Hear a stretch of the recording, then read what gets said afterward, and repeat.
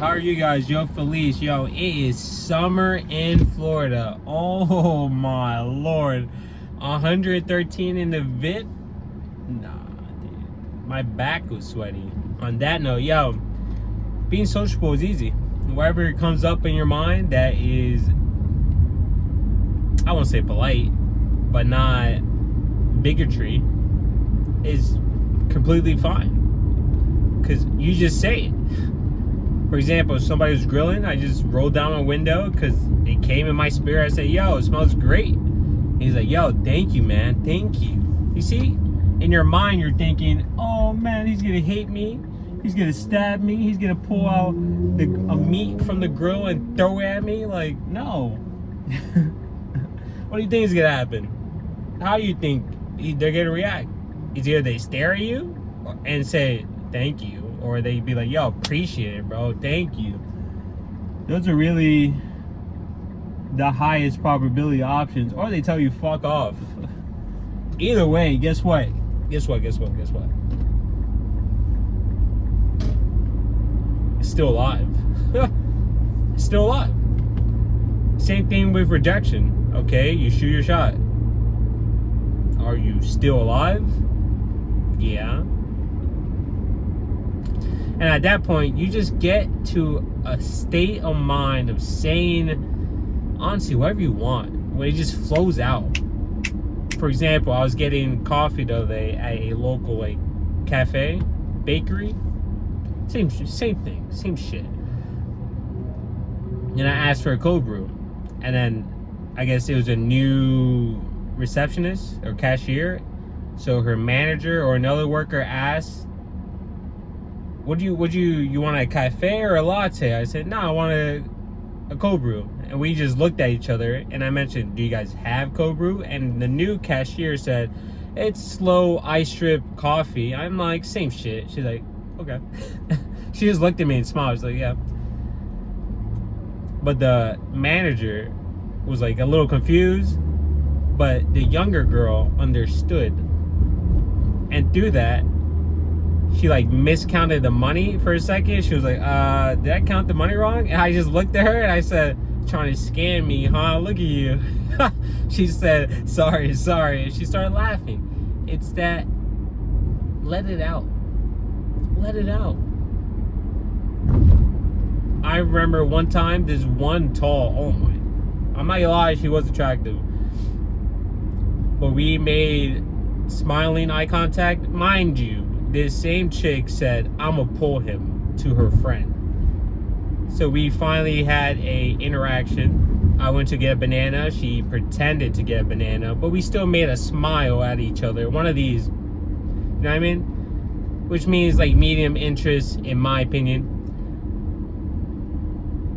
And after that, we started talking and walking. And after a few minute interaction, I just looked at her. She goes, well, she asked me. She did ask me. She goes, so do you stay around here? If you know what that means and why that's asked, you know. I'm like, nah, I live 30 minutes away. What about you? She's like, yeah, I live right here in this dorm. I'm like, oh, okay. Looked her dead in the eye and said, all right, let's go up. And she goes, not right now. Mind you, I just put my headphone and just kept walking. I heard, see you later, and I didn't even turn around.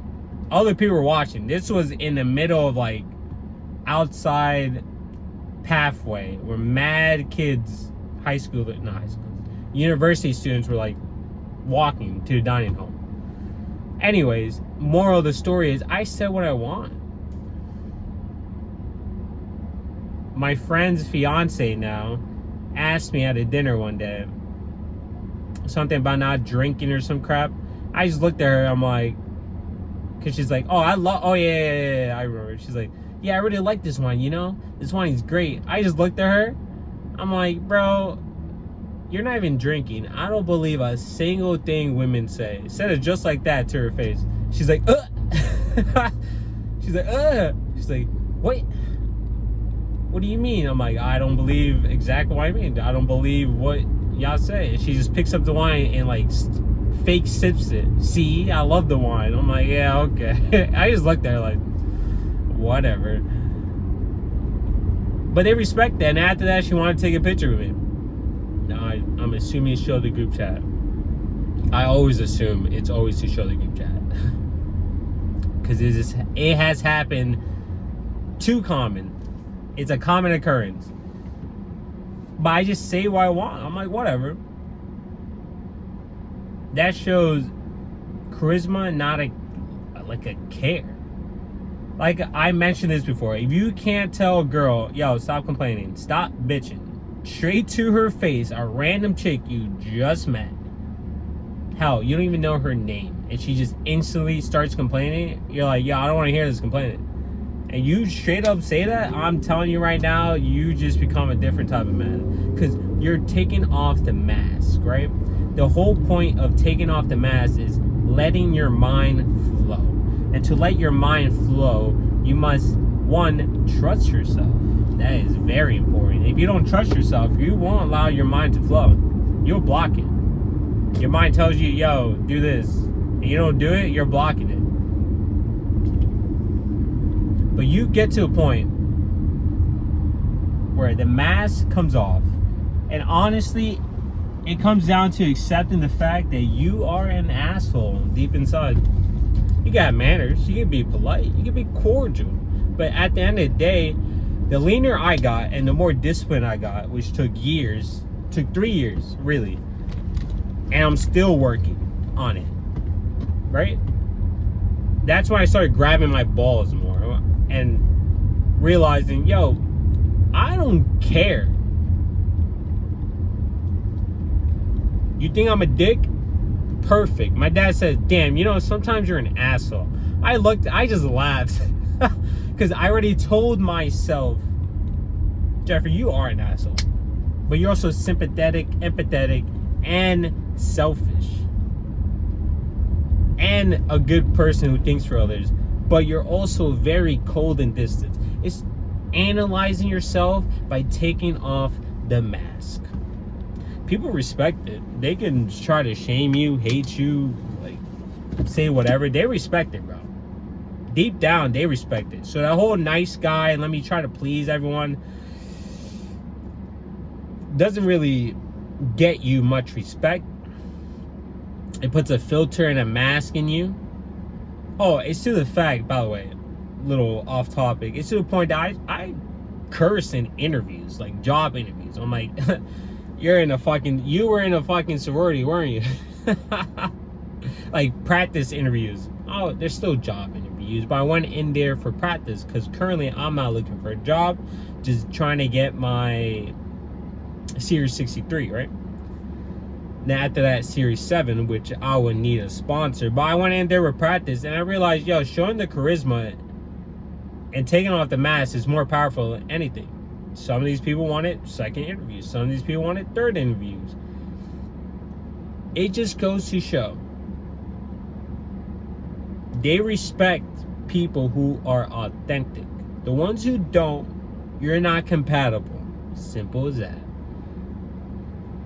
And when you take off the mask, bro, you may think someone's offended, but they come back to try to have a conversation. There's one chick at the rec center and the gym, like university. She mentioned, we had some like interactions, but she mentioned something, and I asked her, I was like, oh yeah, how's the sorority life? You know, testing her to see if she was in a sorority. And she goes, what? I'm not in a sorority. What made you think that? I'm like, oh, you just had that vibe. She's like, I hope I don't. And then she like stormed off a little upset. And guess who came back 5 minutes later, trying to have a conversation? She did. See, you have to let them process their emotions. Mind you, it was a pack. Other women were looking at this interaction because we were talking. And like when she stormed off, they're like, And when she came back, we started having another conversation.